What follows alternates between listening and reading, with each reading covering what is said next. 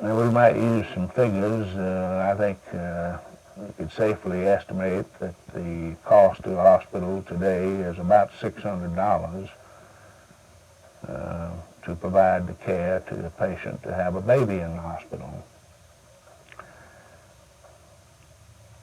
And if we might further estimate that if, say, 30 patients a month show up at one of the 3 hospitals in Montgomery to deliver a baby, we're talking about $18,000 a month that it costs the hospitals to provide this service, for which they are not reimbursed. And it's a real problem for the hospitals to be able to finance this service. I personally think that the city and county and state government ought to have some program that they could, I think they ought to provide prenatal care to these patients, but I think further that they ought to provide some way of taking care of the patient to go on to deliver. The information that's obtained in the prenatal clinics should be available to the physician who is going to ultimately deliver the baby.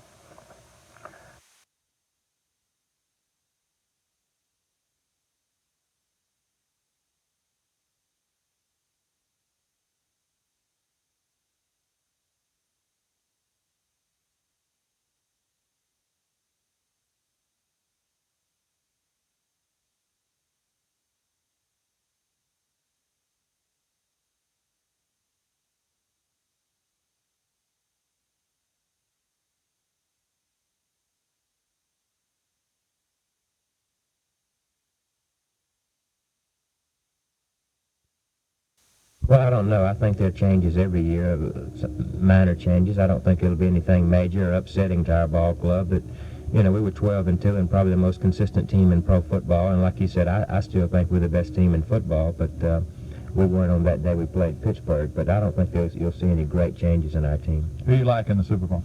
Well, I kind of like Pittsburgh, not because they beat us. I just like Pittsburgh over Minnesota. I think they're a little stronger team, and I think defense will decide it. And I really can't judge Minnesota because I haven't played against them, and I played against Pittsburgh, so maybe that's why I'm a little biased in my opinion. But how do you assess the game with Pittsburgh?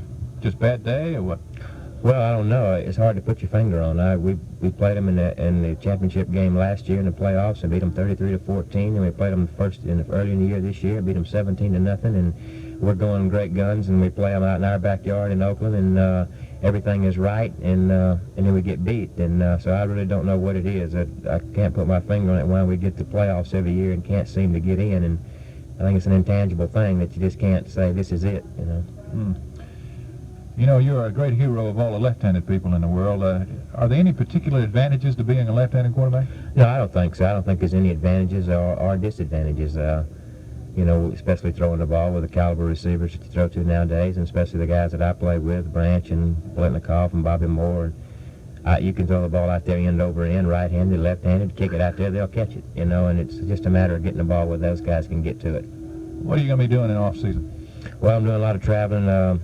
Henry's keeping me pretty busy. I'm going here and going there, and some personal appearances, and speaking here and there, and working here in the sporting goods store, and just going, hustling. Come to our golf tournament, will you? Well, I'd really love to. I owe you a trip over there, and this year I'm going to do my damnedest to get there. Thank you, Kenny. Thank you.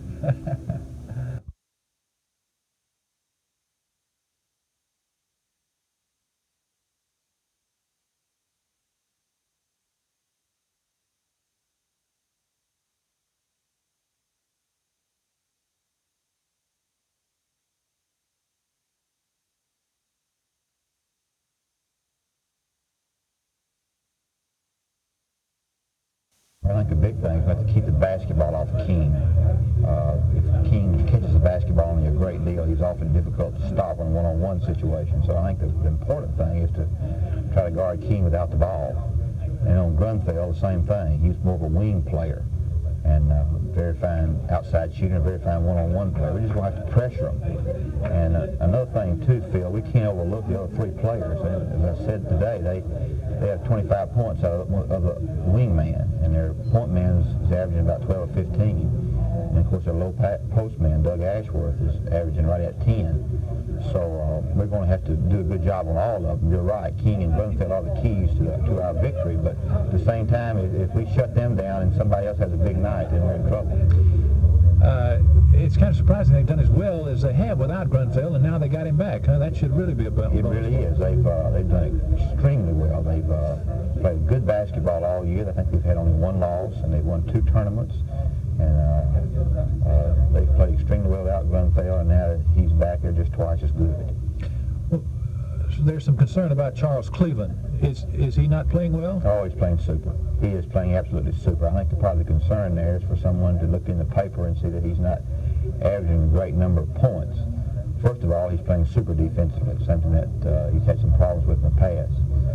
Second of all, he is getting the basketball to open man as well as anybody that we've ever had there.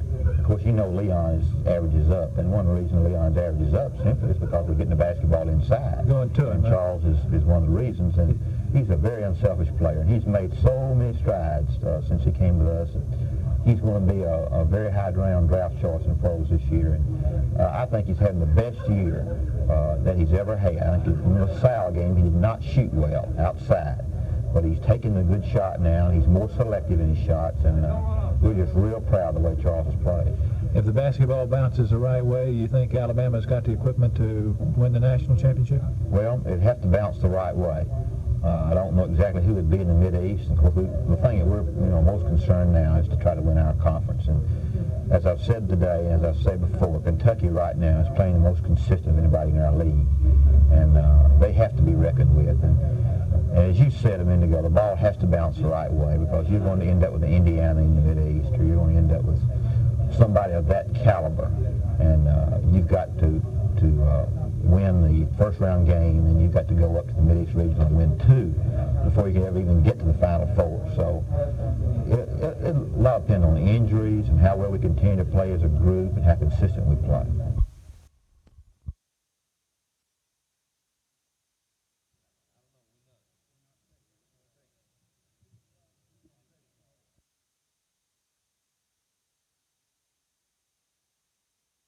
Entitled an act to provide for the appointment by the governor of a council with no.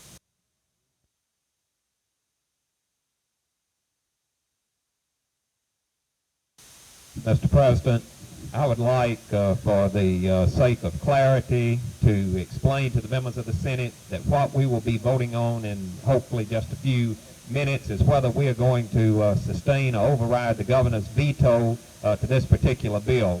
The governor's amendment, which would have exempted alcohol from those rights that 19 and 20-year-olds would be entitled to, was defeated in the House. That measure is not before us. What is before us is whether we are now going to pass this bill, the identical bill which we have previously passed, over the governor's veto. And at the appropriate time, I shall move that the Senate pass House Bill 96, the governor's veto notwithstanding.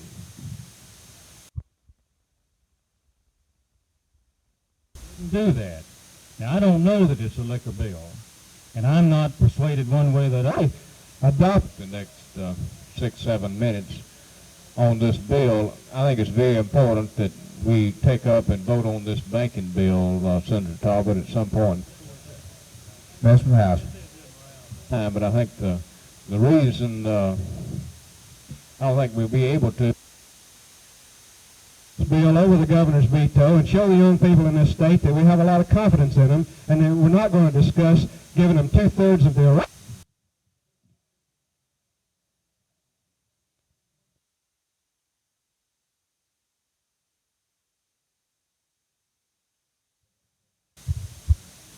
The 23 ayes and 10 noes, the bill passes, the governor's veto notwithstanding. The bill now becomes law.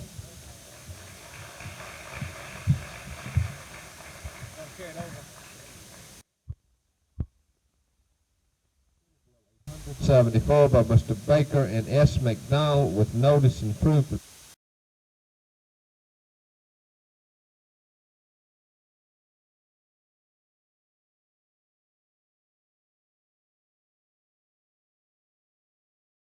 Plate 179 by Mr. Baker with notice and proof relating to DeKalb County.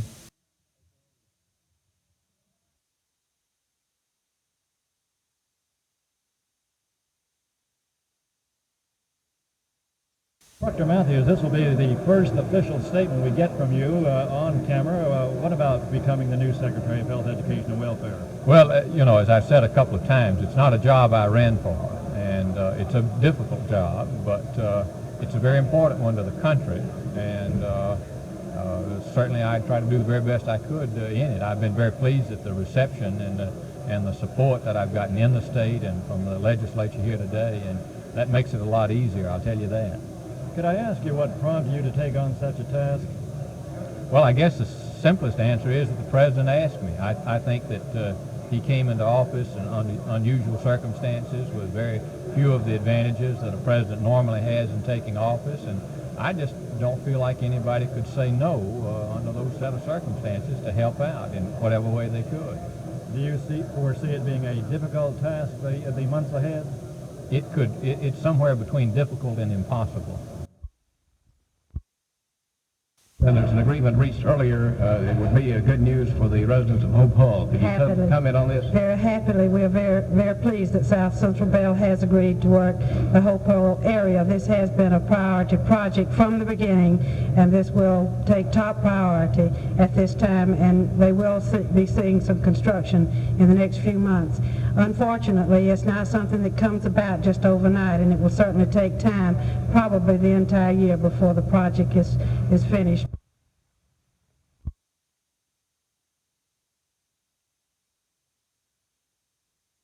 Mr. Bishop filed one $16 million, and the power company filed one $64 million, plus wanting the additional $8 million on the fuel recovery clause.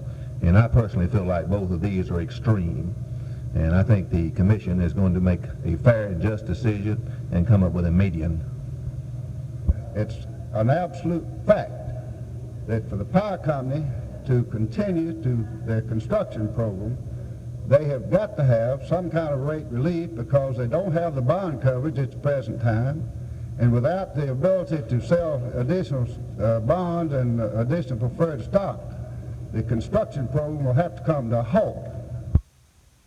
I hope that the commission will come out with a decision that will be both pleasing to the company and to the interveners, and as you know, that's going to be very difficult to do. But we're going to give it a try and try to come out with the very best order that we possibly can. You don't expect the full $64 million, though, do you? No, sir. I don't think this will certainly be adjusted.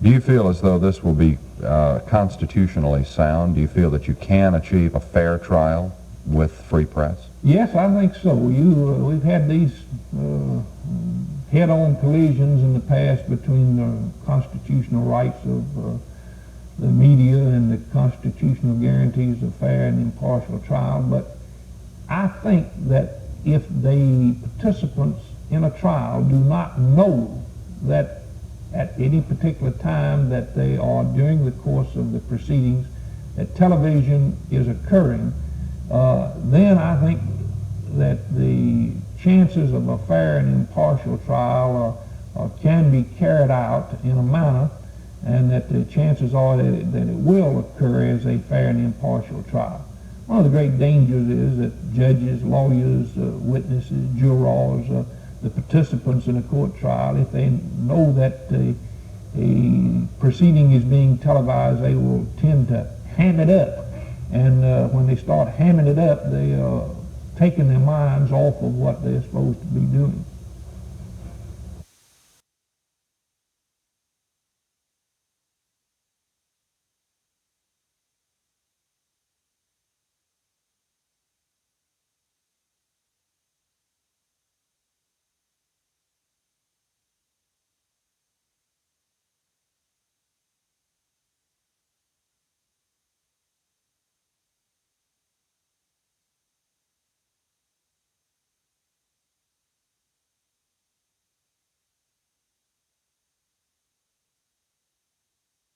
Well, I don't anticipate that we'll have photographers swarming the courtroom, television camera men wandering about during the proceedings. I think by the use of sophisticated modern equipment and technology which will operate at long range, that the proceedings will go on without any interference. There'll be overhead lighting instead of lighting shining into the faces of the witnesses or the jurors. I think actually what it will mean is that the participants in the court proceedings will not even know that they are being televised. This modern equipment, we are told, can operate in that fashion. The Alabama canons seem to fly in the face of the American Bar Association proposed standards. What kind of conflict do you anticipate there? Well, there is one state, Colorado, that has allowed it. They have different provisions than what we have. The American Bar assumes that there should be a complete, absolute prohibition against televising proceedings in courtrooms. I think they have failed to take into account that we do have advanced technology and sophisticated equipment that can do it at long range. I think you got to be realistic. We live in a world in which we can travel to the moon, and science has made great progress in many phases, and in the television and in the field of photography, great advances have occurred, and I think we just have to acknowledge it.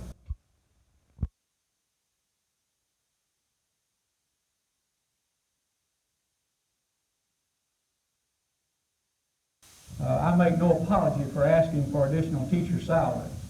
The teachers in Alabama on national rankings don't fare very well in salary or other areas.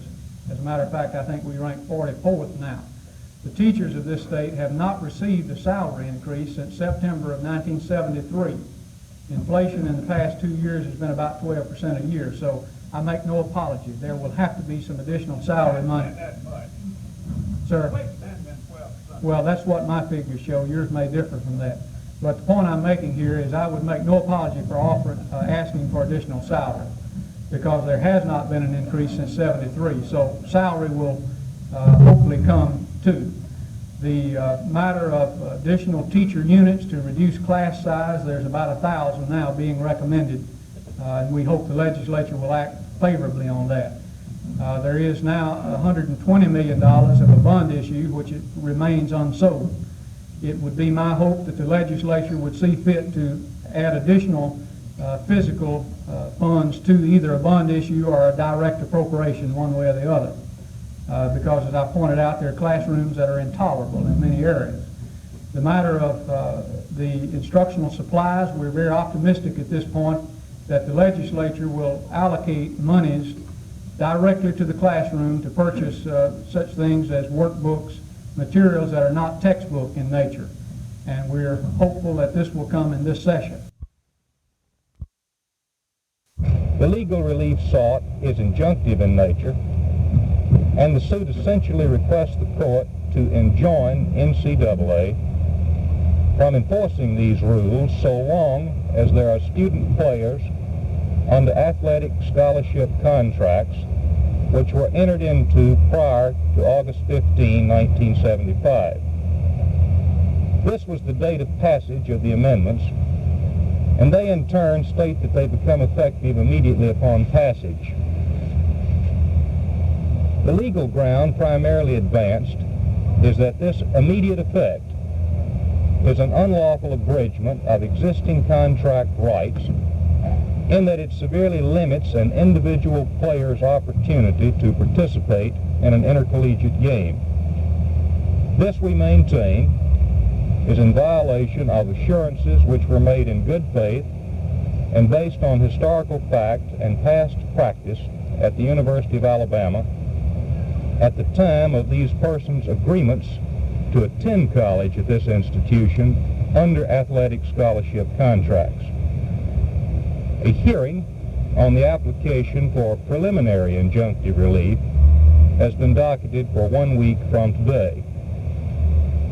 All of the above matters are contained in the complaint itself and are consequently matters of public record, which an attorney involved in the litigation may properly disclose in a meeting such as this.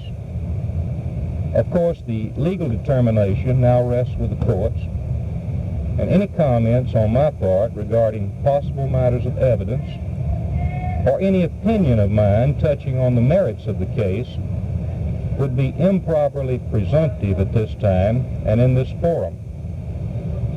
Because of the sensitive position of an attorney who is prosecuting pending litigation, in discussing that litigation outside the courts or with his clients, I will not be able to respond to any questions concerning the present case.